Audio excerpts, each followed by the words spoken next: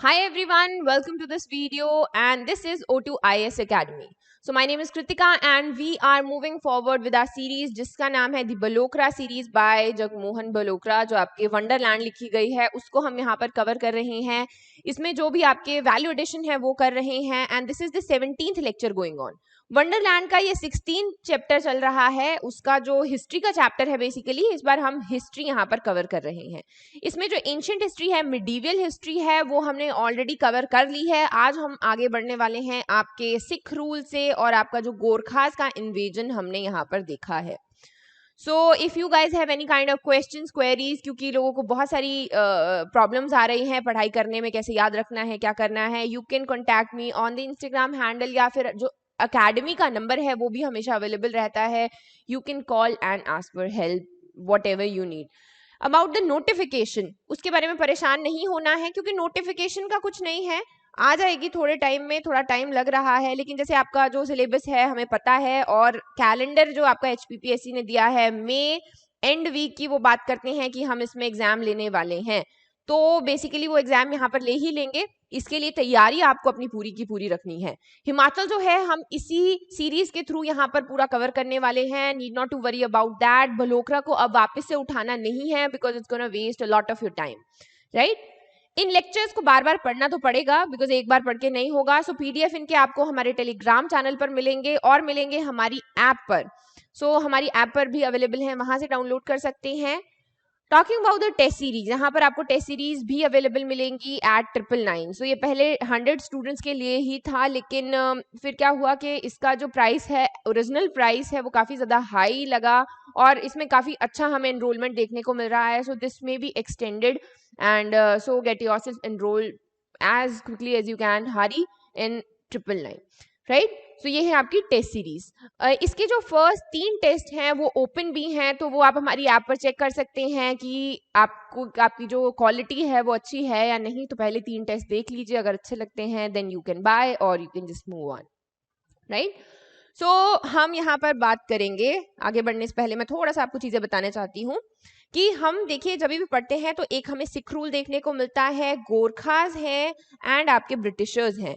तो ये 3 हमें यहाँ पर invaders, kind of invaders basically देखने को मिलते हैं एक ही टाइम लाइन में. तो इनके जो एक्शंस हैं वो एक ही टाइम पे हो रही हैं अलग अलग पार्ट्स में, क्योंकि हमारी यहाँ पर छोटी छोटी रियासतें बनी हुई हैं. पंजाब हिल स्टेट्स हैं, आपके शिमला हिल स्टेट्स हैं, जो आपका सिरमौर है वहाँ के लोग हैं जो कभी किसी को बुला रहे हैं, कभी महाराजा संसार चंद को भगाना है.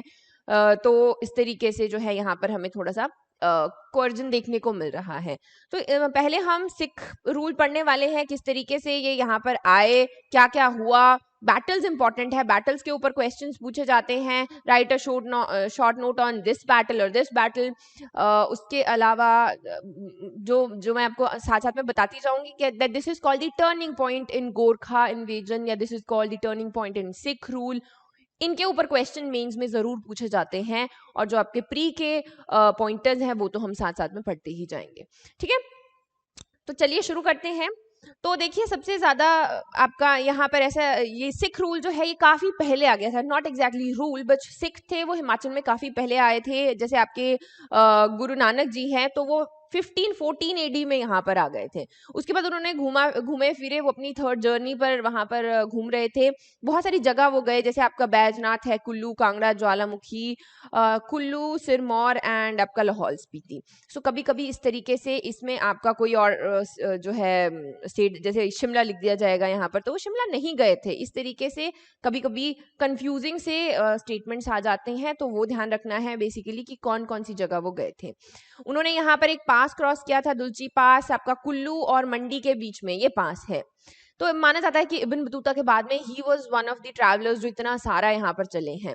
सो गुरु नानक जी यहाँ पर काफी पहले आए थे. फिर नेक्स्ट आते हैं आपके 5th गुरु जो हैं, गुरु अर्जन देव या अर्जुन देव जिन्हें हम कहते हैं. तो उन्होंने वो आपका जो गोल्डन टेम्पल हरमंदिर साहिब यहाँ पर बन रहा था, उसके लिए फंड्स इकट्ठे वो यहाँ पर करने के लिए उन्होंने लोगों को भेजा था. जो पहले भेजे थे उनका नाम था भाई कल्याणा. सो ये इनके बारे में इंपॉर्टेंट रहता है. नेक्स्ट कम सिक्स गुरु हरगोबिंद जी जो हैं यहाँ पर वो आए।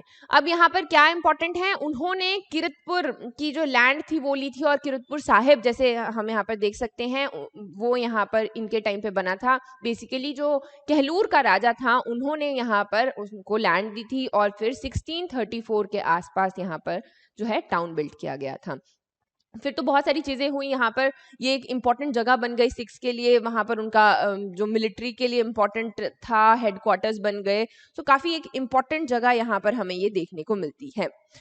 यहाँ पर फिर क्या हुआ कि as a thank you gift जो है काफी बार उन लोगों को हेल्प भी किया गया है। हिंदुर के राजा को भी हरगोबिंद जी ने यहाँ पर हेल्प किया था, जिसका नाम था Dharamchand, in the war of succession in 1816 की अगर हम बात करें। सो यहाँ पर बेसिकली जो आपका किरतपुर साहिब है वहां पर हमें सिख एक सेंटर देखने को मिला। फिर आते हैं आपके गुरु हर राय जी, उन्होंने उनके ऊपर अटैक हुआ था बेसिकली मुगल्स का, तो उनको जो है किरतपुर छोड़ना पड़ा था। फिर उसके बाद वो सिरमौर में काफी टाइम के लिए रहे। आपके जो प्रकाश करम प्रकाश हैं, ही इज द वन जो आप आगे आपके गोरखा रूलर को भी बुलाएंगे क्योंकि वो परेशान हो जाएंगे। ही इज द वन जो आपके अमर सिंह थापा को बुलाएंगे। सो वो वहां पर जो आपके गुरु हर राय जी हैं वो वहां पर 13 साल के लिए रहते हैं। उसके बाद में हम गुरु तेग बहादुर जी का थोड़ा सा देखते हैं। वहां पर क्या देखते हैं कि जो आपके दीपचंद की वाइफ थी, जो आपके कहलूर के राजा थे उनकी वाइफ, उनसे वो थोड़ा सा एरिया लैंड वहां पर ली थी उन्होंने, और फिर उसके बाद जो है अपना सिख सेंटर बनाने की कोशिश की थी। सो इस तरीके से थोड़ा सा ही याद रहना है। जैसे बेसिकली पूछ लिया जाए कि गुरु तेग बहादुर जी जो है उन्होंने लैंड किससे ली थी, किसकी वाइफ से ली थी, तो दीपचंद की वाइफ से ली थी, उसका नाम था रानी चंपा, और वो कहलूर का राजा था, राइट। फिर अब ये तो हो गई आपकी जो छोटी छोटी बेसिक सी बातें हैं कि प्री पर्सपेक्टिव से यहाँ से क्वेश्चन आ सकता है। फिर आती हैं आपकी बैटल्स। अभी गुरु गोविंद सिंह जी ने कौन सी बैटल्स लड़ी हैं, कौन उनको हेड कर रहे थे, किस मतलब A1 party versus other party, ये दोनों पार्टीज पता होनी चाहिए, उनके हेड्स पता होने चाहिए, कौन जीता ये पता होना चाहिए, और रीजन क्या था आपके जो बैटल्स हैं वो पता होना चाहिए। तो जैसे पहली बैटल करेंगे हम बैटल ऑफ भगानी से। तो भगानी की बैटल के बारे में मैं आपको पहले बताती हूँ कि ये 1686 में हुई थी। तो यहाँ पर क्या हुआ था, जो आपके गुरु गोविंद सिंह थे उनसे मिलने के लिए रतन राय एक आसाम के राजा थे वो आए थे, और उन्होंने गिफ्ट में उन्हें एक ब्यूटीफुल सा वाइट एलिफेंट दिया था। तो जब कहलूर के राजा, वैसे तो उनके बीच में आपस में ठीक चल रहा था, लेकिन जो कहलूर के राजा है भीमचंद, उन्होंने एक बार ऐसे ही रथ यात्रा निकालने की सोची, शोभा यात्रा बेसिकली, जहां पे वो अपनी वेल्थ को शोकेस करना चाहते थे, अपनी पावर को, या जो राजा है वो इस तरीके की चीजें किया करते थे। तो उन्होंने जो आपके गुरु गोविंद सिंह जी हैं उनके पास में भेजा कि मुझे वो व्हाइट एलिफेंट चाहिए अपनी परेड में निकालने के लिए। अब गुरु गोविंद सिंह जी को ऐसा लगा कि ये ले लेगा जो मेरा एलिफेंट है और वापस नहीं देगा, इसकी वजह से वो मना कर देते हैं। यहाँ पे भीमचंद जो है उनको गुस्सा आ गया, तो उनके बीच में यहाँ पर एक हमें बगानी में जो पोंटा साहिब है उसके पास में एक बैटल देखने को मिली थी करीब 18 सितंबर को 1686। डेट्स इंपॉर्टेंट है, याद रखनी है। 1686 में बैटल हुई थी, इसमें आपके गुरु गोविंद सिंह जीत गए, and he was just 19 at that time. So 19 साल की उम्र में उन्होंने ये बैटल लड़ी।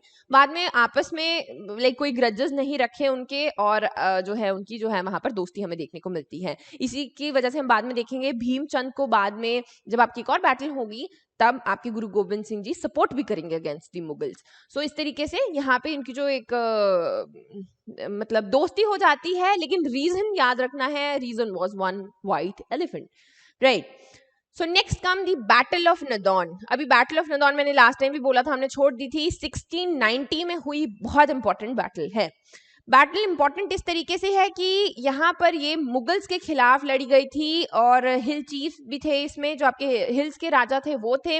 लेकिन कुछ लोगों ने मुगल्स को सपोर्ट किया था, कुछ आपके रियासतों के राजा ने मुगल्स को सपोर्ट किया था, कुछ ने जो आपके भीमचंद है कहलूर के उनको यहाँ पर सपोर्ट किया था। तो बेसिकली ये राजा भीमचंद कहलूर के, बिलासपुर के, उनके बीच में और मुगल्स के बीच में हुई थी। मुगल्स को हेड कौन कर रहा था उस वक्त, उसका नाम था अलफ खान, ठीक है।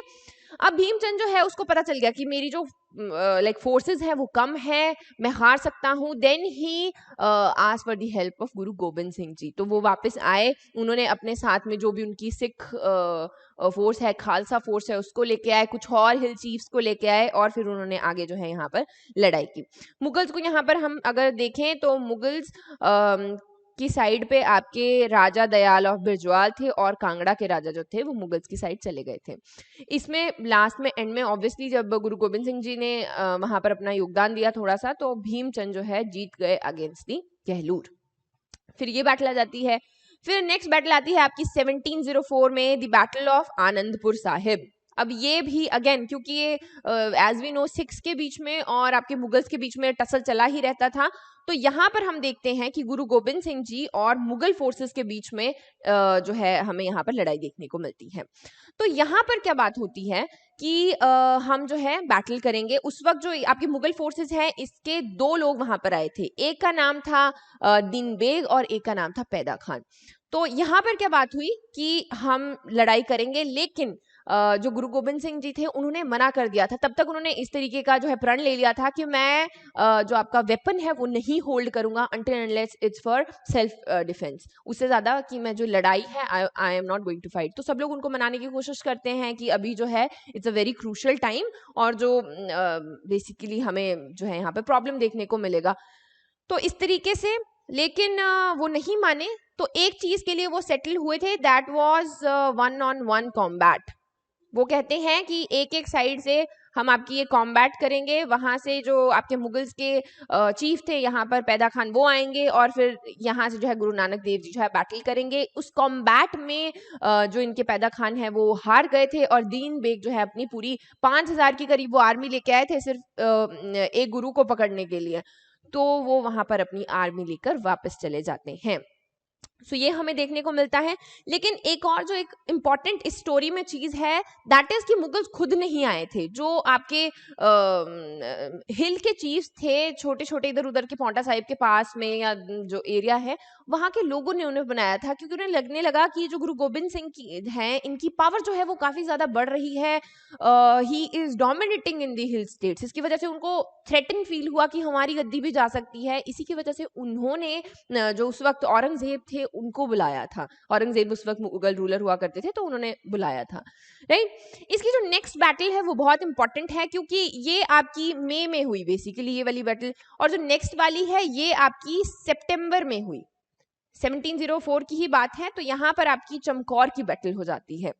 तो यहाँ पर क्या हुआ, बेसिकली यहाँ से वो जाते हैं, जब आपकी ये बैटल आनंदपुर साहिब वाली हो रही थी, यहाँ से वो बचकर गए कहीं और रहने के लिए। तो जब वो एक जगह पे रहने के लिए रुके, तो वहां पर दो भाई थे बेसिकली रूल करने वाले। तो वो गुरु गोबिंद सिंह जी कहते हैं कि हमें एक रात के लिए बेसिकली शरण चाहिए, हमें यहाँ पे रुकना है।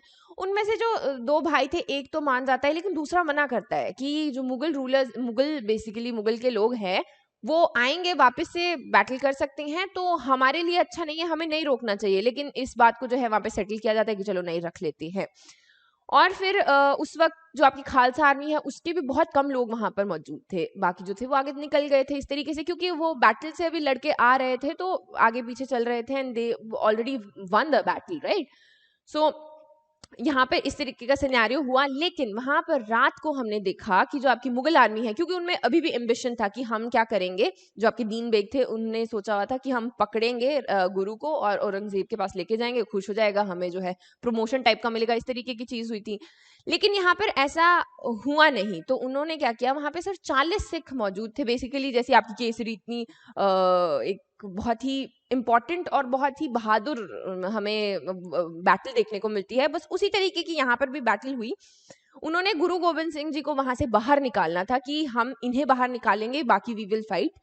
तो वो वहां पर गुरु गोबिंद सिंह जी को है दूसरे जो उनके कपड़े वगैरह चेंज करके उनको कोई और वेश में निकाल देते हैं वहां से बाहर, जो है बैटल सीन में से, और उनकी जगह ले लेते हैं एक उनका नाम था गुरु संगत सिंह, तो उनकी जगह वो ले लेते हैं एंड वहाँ पर ये लोग बहुत अच्छे से ब्रेवली फाइट करते हैं and they all obviously lost their lives because जो आपकी मुगल आर्मी है वो उस वक्त बहुत ज़्यादा बड़ी थी, लेकिन दे फॉट वेरी ब्रेवली वहाँ पर। सो इस तरीके से इसी को अपोज करने के लिए आपके जो गुरु गोबिंद सिंह है वो तो वहाँ से चले गए। उन्होंने लेटर भी लिखा था औरंगजेब के लिए, जिसे हम जफरनामा कहते हैं, जिसमें उन्होंने लिखा था कि गलत है, दिस इज़ नॉट राइट, मतलब इस तरीके से बैटल करने का कोई मतलब नहीं बनता।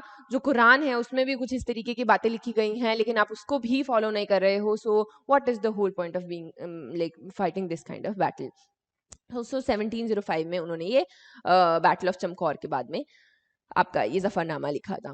फिर आती है आपकी द बैटल ऑफ मुक्तसर, ये आपकी 1705। अगेन टाइमलाइन याद रखनी बहुत जरूरी है कि किस तरीके से आपकी जो है बैटल चल रही है। यहाँ पर 1704 में 2 हुई, 1705 में आते आते एक बैटल ऑफ मुक्तसर हमें देखने को मिल रही है। तो मतलब यहाँ पर हम एक चीज देखेंगे कि कुछ लोग जो हैं गुरु गोबिंद सिंह जी के साथ में थे, उनको अचानक से लगता है कि नहीं, we don't want to follow him, तो वहां से वो 40 लोग जो है वहां से निकल जाते हैं, आगे बढ़ जाते हैं कि हमें इनको सपोर्ट नहीं करना है। उनको जो आपके लीड कर रहे थे, हिज नेम वाज भाई महा सिंह, ठीक है, वो वहां से जाते हैं। गुरु गोबिंद सिंह जी भी उन्हें जाने देते हैं कि चलो जाओ, फिर अगर नहीं मतलब यू डोंट फील कि हमारा जो एक मोटिव है वो सही है, then you should do whatever the destiny feels like. तो वहां से वो निकल गए। अभी क्या हुआ कि जब वो एक विलेज में जाते हैं, लोग उन्हें काफी ज्यादा ऐसे दुत्कारते हैं कि गुरु का जो है वहां पर साथ छोड़ के आए हैं, लेकिन एक माई भागो है वहां पर, एक सिख वुमेन, वो उन्हें समझाती हैं, basically she was the one, उन्हें समझाती हैं कि what is the motive basically behind this battle, क्या होगा कैसे होगा, और वो जो है उनको बुरा फील होता है और वो वापस जो है आपके आनंदपुर साहिब चले जाते हैं अगेन गुरु की शरण में। अब यहाँ पर उन्होंने बहुत सारी बैटल्स लड़ी थी and they were very brave man, और उसके बाद उन्हें टाइटल दिया था गुरु ने मुख्तसर का। इसी के लिए इसको बैटल को द बैटल ऑफ मुख्तसर भी कहा जाता है। बेसिकली मुख्तसर is a Urdu word which means in short. तो यहाँ पर हमने इनकी बैटल को देखा। तो ये तो आ गई आपकी जो आपकी बैटल्स हैं गुरु नानक जी की, जो इम्पोर्टेंट है। फिर आती है आपकी द लेजेंड ऑफ बंदा बहादुर। ये बेसिकली गुरु के एक डिसिपल थे, जो बहुत ही, जिनकी स्टोरी अपने आप में एक बहुत खूबसूरत स्टोरी है। तो इनके साथ क्या हुआ, ये आपकी डोगरा जो क्लैन है उसके यहाँ पर उसमें से थे। तो इनको क्या फील हुआ कि मुझे बेसिकली बैटल बैटल में नहीं रहना है और मुझे सन्यास लेना है। अब सन्यास लेके वो वहां से चल दिए। तो उस वक्त उनका नाम जो था माधो दास हुआ करता था। फिर उनकी गुरु से मुलाकात हुई और उन्होंने समझाया कि राजपूत धर्म तुम्हें इसकी आज्ञा नहीं देता और ये गलत है, लाइक जो तुम्हारा धर्म है उसे उसका जो पालन है तुम्हें करना चाहिए। और वहां पर वो अपना समर्पण जो है आपके गुरु गोबिंद सिंह जी को दे देता है। फिर यहाँ पर उन्होंने टाइटल दिया था उन्हें बंदा बहादुर का 1708 में। आप देख सकते हैं कि टाइमलाइन इंपॉर्टेंट है, तभी आपको डेट्स याद रहेंगी। 1708 के पास बंदा बहादुर, द टेल ऑफ बंदा बहादुर हमें देखने को मिलती है। बहुत सारी लड़ाइयाँ उन्होंने लड़ी हैं उनके ऑपोजिट की, मतलब गुरु को समर्पण देने के लिए उनकी साइड पे से, और बहुत सारी जीती भी हैं। सो इस तरीके से हम देखते हैं कि जो आपके बंदा बहादुर हैं, उन्होंने आपके चंबा के राजा के साथ की जो बेटी है उनके साथ में भी शादी की थी। फिर क्या हुआ कि मुगल्स आ गए और मुगल्स ने उनके पीछे बेसिकली एक टेल लगा दी कि हाँ इसको पकड़ के लाओ, इसके ऊपर इनाम है। तो बहुत सारी चीजें हमें देखने को मिलेंगी। द बैटल ऑफ सिरहिंद है, जहां पर आपके वजीर खान जो है उनको मारा गया था। फिर आपके लोहगढ़ से उन्हें भागना पड़ा। तो इस वक्त हम ना डिक्लाइन ऑफ आपका मुगल्स देख रहे हैं। तो और कुछ हो ना हो, किसी ना बंदा बहादुर के पीछे किसी को लगाया हुआ था। जैसे आप फर्रुख शियार की भी बात करें तो 1717 की बात है ये। यहाँ पर उसने लगाया हुआ था अब्दुस समाद खान को कि तुमने उसको पकड़ना ही पकड़ना है और जो है इनाम मिलेगा, क्योंकि जो आपका मुगल एम्पायर है वो ऑलरेडी डिक्लाइन पे था, उनके जो मेजर इश्यूज थे उनके ऊपर कोई ध्यान था नहीं। सो इस तरीके से फिर फाइनली 1716 में उन्हें पकड़ लिया गया था, टॉर्चर किया गया था, and brutally he was killed in June 1716। So this was the brave tale of Banda Bahadur, जो हमें, जिसमें से कुछ कुछ चीजें हमें पता होनी चाहिए for the exam point of view. अभी क्या हम सिनेरियो देखें कि 1716 के पास हम पहुंचे हैं, और फिर जो आपका सिख रूल है वो कहाँ जैसे पहुंचा है। इसके बाद एक इम्पॉर्टेंट जो सबसे स्ट्रॉन्ग रूलर आते हैं सिख एम्पायर के, जिन्हें हम पंजाब में तो पढ़ते ही हैं, हिमाचल की हिस्ट्री में भी पढ़ते हैं। His name was Maharaja Ranjit Singh. He was very strong ruler कि हम बहुत चीजें देखते हैं कि जो आपके ब्रिटिशर्स हैं उन्होंने कभी भी आपके नॉर्थ पार्ट में आने की कोशिश नहीं की। उनके बीच में 2 ट्रीटी साइन हुई थी क्योंकि उनको पता था कि रंजीत सिंह कितने एबल और स्ट्रॉन्ग रूलर यहाँ पर हैं। तो 1839 तक जब तक उनकी डेथ नहीं हुई तब तक ऊपर आने की किसी ने जो है जरूरत नहीं समझी, किसी की हिम्मत नहीं हुई। तो उनकी चीजें अगर हम देखें, 12 साल की उम्र में उन्होंने यहाँ पर रूल करना शुरू किया था। महाराजा का टाइटल उन्हें 1801 में मिल गया था। अमृतसर की ट्रीटी जो है उन्होंने आपके सिटी जो है अपने अंडर ले ली थी 1802 में। और एक महाराजा संसार चंद के साथ में उनकी बैटल हमें बहुत देखने को मिलती है, लेकिन उनकी टसल जरूर देखने को मिलती है। क्यों? क्योंकि ऊपर से जो आपका कांगड़ा वाला रीजन है, नगरकोट है, वहां से आपके राजा संसार चंद आ रहे हैं और इधर आपके महाराजा रंजीत सिंह हैं। तो इनके बीच में दोनों ही बहुत ज़्यादा एम्बिशियस है आपके रूल करने में, या उनको अपना जो टेरिटरी है वो फैलानी है। तो इस तरीके से एक ही टाइम पे कंटेम्प्रेरी है तो उनमें टसल देखने को मिलता है। महाराजा संसार चंद ने 2 अटैक महाराजा संसार चंद के ने 2 अटैक किए थे रंजीत सिंह जी के ऊपर, जो हम देखते हैं एक जालंधर में 1803 में और 1804 में होशियारपुर में। तो इसका मतलब ये था कि राजा संसार चंद नीचे भी अपना जो है रूल, पंजाब हिल्स में भी अपना रूल यहाँ पर करना चाहते थे, लेकिन इतने ज्यादा स्ट्रांग थे रंजीत सिंह कि वो नहीं कर पा रहे थे। तो इसकी वजह से वो कहाँ गए थे? वो बिलासपुर, मंडी, वो जो मंडी वाली ठकुराइयां हैं, जब हम कांगड़ा की हिस्ट्री पढ़ेंगे तो हम उसमें देखेंगे कि उन्होंने वो वाला एरिया कॉन्कर करना फिर ईजी समझा, क्योंकि नीचे जो है आया नहीं जा रहा था, राइट। फिर हम यहाँ पर एक ट्रीटी ऑफ अमृतसर भी देखते हैं जो बहुत ज्यादा इंपॉर्टेंट है। तो यहाँ पर उनकी जो ब्रिटिशर्स के साथ में है ट्रीटी ऑफ अमृतसर हुई थी 1809 में, जिसमें उन्होंने जो आपकी रिवर है एक वहाँ पर सतलुज रिवर, उसको माना था कि इससे ऊपर जो है मेरा एरिया है, इससे ऊपर आप नहीं आएंगे और जो है इसके ऊपर मैं ही रूल करूंगा। तो ये आपके काफी 1839 जब तक उनकी डेथ नहीं हुई वो नहीं आए। उसके अलावा महाराजा, जब हम गोरखा इन्वेजन पढ़ेंगे तो हम देखेंगे कि महाराजा संसार चंद को हेल्प मांगनी पड़ी थी राजा रंजीत सिंह से, जब गोरखा जो है आपके उन्होंने इन्वेड किया था और वो आपके नगरकोट के किले में सिमट कर रह गए थे, उससे आगे नहीं वो निकल पा रहे थे। फिर उनको जो है राजा रंजीत सिंह से हेल्प मांगी उन्होंने, और मांगी, लेकिन किस कॉस्ट पर? तो नगरकोट के किले के नाम पर। तो उन्होंने कहा कि नगरकोट का जो किला है वो मैं लूंगा, उसके बिहाफ पर मैं तुम्हें हेल्प करने वाला हूँ, गोरखास को जो है यहाँ से भगाऊंगा। तो जो कि हुआ भी, उन्होंने गोरखास को वहां से बाहर खदेड़ दिया और आपका नगरकोट का किला ले लिया। तो नगरकोट के किले पर भी किसी ने, ना तो ब्रिटिशर्स आए ना तो कोई और आया, जब तक राजा रंजीत सिंह थे। तो इस तरीके से हम देखते हैं यहाँ पर। फिर हमें थोड़ी कुछ और चीजें देखने को मिलती हैं, जैसे आपकी ट्रीटी ऑफ ज्वालामुखी है। वैसे तो ये हम आपके जब कांगड़ा की हिस्ट्री पढ़ेंगे उसमें प्रॉपर राजा संसार चंद का जो पूरा ये है वहां पर भी देखेंगे, लेकिन थोड़ा सा अगर हम देखें, he became the master of Ravi and Sutlej by 1828। ये इसी की वजह से बने क्योंकि राजा संसार चंद की हेल्प कर दी थी और संसार चंद वाज ओबिलाइज्ड कि उनको हेल्प करनी ही पड़नी थी। Though he wanted to cheat on this treaty कि मैं अपना एरिया नहीं दूंगा बेसिकली राजा रंजीत सिंह को मैं अपना किला भी नहीं दूंगा, लेकिन he was expecting some kind of help from the plateau region, और वहां पे जो है अपना बैटल शुरू हो गया। जो उनकी हेल्प है वो नहीं आई एट द राइट टाइम और उनको अपना किला भी देना पड़ा, जिसकी वजह से द पावर केम टू राजा रंजीत सिंह। इस तरीके से बाय 1816 अगर हम देखें तो बहुत सारा एरिया यहाँ पर जो आपकी शिवालिक्स तो है ही, पर उससे ऊपर भी चंबा, नूरपुर, कोटला, बशोली, इतनी सारी रियासतें, प्रिंसली स्टेट्स जो हैं वो आपके राजा रंजीत सिंह के अंडर हमें देखने को मिलती है। फिर क्या हुआ? फिर आता है 1839, महाराजा रंजीत सिंह की डेथ हो जाती है। उनका बेटा छोटा दिलीप सिंह जो है माइनर होता है उस वक्त, और उसको जो है वहां पर ट्रीटी ऑफ लाहौर साइन करनी पड़ जाती है। अभी यहाँ पर ये जबरदस्ती बेसिकली करवाई जाती है क्योंकि माइनर है, ब्रिटिशर्स आ जाते हैं कि हाँ चलो ठीक है, अभी स्ट्रॉन्ग रूलर गया और जो अब हैं हम रूल करने वाले हैं। तो इस तरीके से जो वहां पर गवर्नर जनरल थे उनका नाम था सर हेनरी हैरन। सो ये इंपॉर्टेंट है। तो यहाँ पर ना बहुत सारी चीजें बेसिकली इस ट्रीटी में लिखी गई थी। एक था कि कॉम्पनसेशन दोगे तुम, करीब 1.5 करोड़ की बात करते हैं कि इतनी कॉम्पेंसेशन तुम्हें हमें देनी पड़ेगी क्योंकि हमने आपके पंजाब के साथ में जितनी भी लड़ाई हुई है हमारा बहुत पैसा वेस्ट हुआ है, तो यहाँ पर तुम जो है ये पंजाब बेसिकली ये आपका पैसा जो है देने वाला है। फिर उनको टेरिटरी, उनकी बहुत सारी टेरिटरी जो है अपने पास में ले ली जाती है कि आपको ये टेरिटरी नहीं मिलेगी। बेसिकली उनको सिर्फ बोलने के लिए वहां पर रूल करने को रख दिया जाता है। उनकी जो सारी की सारी पावर है उसको डिमोलिश कर दिया जाता है।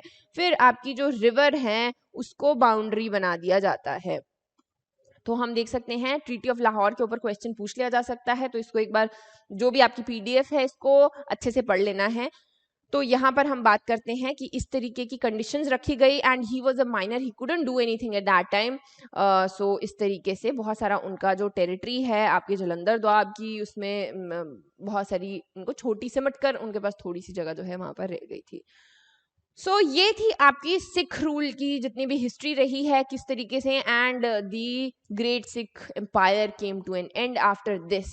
इसके बाद में इतना ज्यादा हमें देखने को कुछ नहीं मिला। So guys that is it for today. This was the first part of this lecture जिसमें हमने सिख रूल देखा। देन हम अपना जो सेकंड पार्ट है जिसमें हम गोरखा इन्वेजन देखने वाले हैं उसको हम यहाँ पर देखेंगे। So guys stay in touch and I will see you soon.